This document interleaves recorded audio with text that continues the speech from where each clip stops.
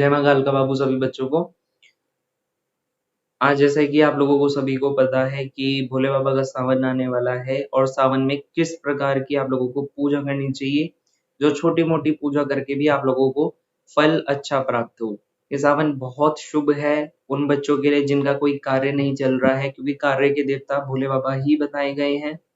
दूसरा, उन बच्चियों के लिए जिनका विवाह नहीं हो रहा है, क्योंकि माँ मंगला गौरी व्रत इसी सावन में पड़ता है। तो चलिए बात करते हैं कि हमें किस प्रकार की पूजा सावन में करनी चाहिए। सबसे पहले आप लोगों को स्वच्छ होके, स्वच्छ निर्मित होकर आप बाबा को डेली पंचामृत का स्नान करा सकते हैं। बाबा को बिल्व पत्र चढ़ाने चाहिए। बाबा को भांग धतूरा बहुत पसंद है, ये आपको चढ़ाना चाहिए। बाबा को बेल बहुत पसंद है, वो आपको चढ़ाना चाहिए। तो मैं आप लोगों को बताता हूँ किस किस प्रकार आपको क्या क्या कार्य करने चाहिए। सबसे पहले बाबा को दूध चढ़ाना चाहिए, फिर दही, फिर शहद, फिर शक्कर, फिर घी और फिर स्वच्छ पानी से बाबा को स्नान कराना चाहिए। उसके बाद किसी वस्त्र से बाबा को बिल्कुल साफ करना चाहिए। उसके बाद घी का लेप बाबा को लगाना चाहिए। उसके बाद बाबा का श्रृंगार करके आप चंदन लगा सकते हैं श्रृंगार में। बाबा को आंकड़े के फूल की माला या फिर बाबा को कोई भी सफेद फूल की माला आप चढ़ा सकते हैं। साथ में बाबा को कनेर के फूल बहुत ज्यादा पसंद है, तो आप कनेर के फूल की माला बाबा को आप चढ़ा सकते हैं और बाबा से प्रार्थना कर सकते हैं जिस भी कार्य के लिए आप कर रहे हैं। दूसरा, आप लोग व्रत कैसे रखेंगे। अगर आप 40 दिन के व्रत रखना चाहते हैं बाबा के, तो आपको सावन के शुरू करने हैं, सावन में ही शुरू करने हैं आप लोगों को। आपको एक समय भोजन करना है, वो आप डिसाइड कर लेंगे कि आपको किस प्रकार का भोजन करना है। आप चाहें तो आप फलाहार का भोजन भी कर सकते हैं, या फिर कुछ बच्चे मीठा व्रत रखते हैं ये वाले बाबा के सावन के, और कुछ बच्चे एक समय भोजन करते हैं। तो ये आपके ऊपर डिपेंड है कि आप किस प्रकार से व्रत रखते हैं। अब बच्चों के मन में ये डाउट रहता है कि हम बाबा को क्या अर्पित करें, कुछ कोई बताता है, कोई कुछ बताता है, कोई। तो मैं आप लोगों को बहुत सिंपली बता देता हूँ कि किस कार्य के लिए आपको क्या चीज का यूज करना चाहिए। यदि आप अपने जीवन में धन संपत्ति प्राप्त करना चाहते हैं, तो आपको बाबा के ऊपर एक मुट्ठी चावल की धार छोड़नी चाहिए।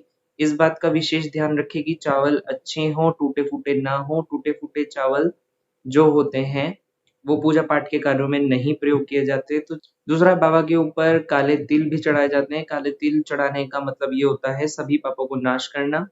तो जो बच्चे ये चाहते हैं कि उनके पापों का नाश हो, तो वो बाबा के ऊपर काले तिल चढ़ा सकते हैं। एक मुट्ठी काले तिल आपको बाबा के ऊपर चढ़ाने हैं। जिन बच्चों के जीवन में बहुत लंबे समय से कोई कठिनाई चल रही है, कोई प्रॉब्लम ऐसी आ गई है जो जिससे कार्य अटकते ही जा रहे हैं, उस प्रॉब्लम से निकला नहीं जा रहा है, तो उन्हें बाबा को सावन में जौ की धार चढ़ानी चाहिए। एक मुट्ठी जौ अपने हाथ में लेकर बाबा की शिवलिंग पे धार चढ़ानी चाहिए। तो उन बच्चों का जो भी प्रॉब्लम है वो बहुत जल्दी सॉल्व होएगी। जो बच्चे ये बोलते हैं कि हमारा एग्जाम में माइंड नहीं चलता, या हम जो भी याद करते हैं हम भूल जाते हैं, या फिर हमारा माइंड एकदम से डिसीजन नहीं ले पाता, तो उन बच्चों को क्या करना चाहिए कि दूध के अंदर चीनी मिलाकर, मीठा दूध करके बाबा को धार चढ़ानी चाहिए।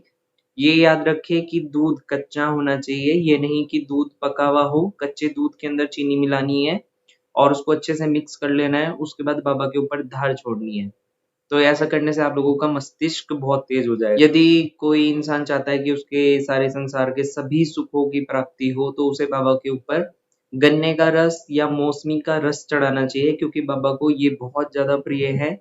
इन रस की धार देने से आपके सुख संपत्ति, धन शौर्य, ये सब चीजों की वृद्धि होती है। ऐसा कहा जाता है कि जल के अंदर गंगा जी का जल मिलाकर यदि हम भोले बाबा के ऊपर सिंपली धार चढ़ाते हैं, ओम नमः शिवाय का जाप करते हैं, तो आप लोगों को सांसारिक सुख के साथ, भौतिक सुख के साथ मोक्ष की भी प्राप्ति होती है। और जिन बच्चों को टीबी या फिर मधुमेह है, उन बच्चों को शहद बाबा को अर्पित करना चाहिए, शहद की धार अर्पित करनी चाहिए।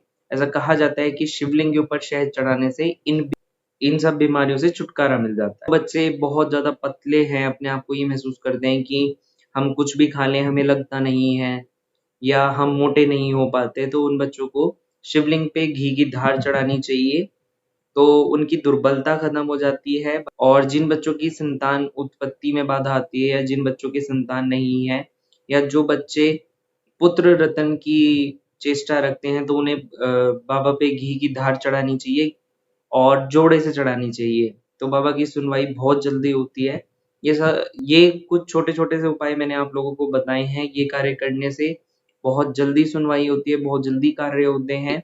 और एक उपाय मैं और बता देता हूँ आप लोगों को, जिससे बाबा बहुत ज़्यादा प्रसन्न होते हैं। सावन में आप जैसे जैसे आप लोगों को सभी को पता है सावन में बारिश बहुत ज़्यादा होती है, तो आप लोगों को क्या करना है, सावन में बारिश का जल इकट्ठा कर लेना है। इकट्ठा करने के बाद उस जल को एक लोटे में करना है और फिर बाबा के ऊपर धार चढ़ाते हुए ओम नमः शिवाय का जाप करना है। और जो भी आपकी चेष्टा है, जो भी आपकी मनोकामना है, वो बाबा से माँगनी है और आपका कार्य बहुत जल्दी सफल होगा। तो आपकी मनोकामनाएँ बहुत जल्दी पूर्ण होगी। ये कुछ छोटे-छोटे से उपाय मैंने आप लोगों के साथ शेयर किए हैं। इन सबको करने से ज़रूर आप लोगों को लाभ होगा और बाबा की कृपा दृष्टि आप लोगों के ऊपर बनी रहेगी। जय माता की। जय माँ कालिका।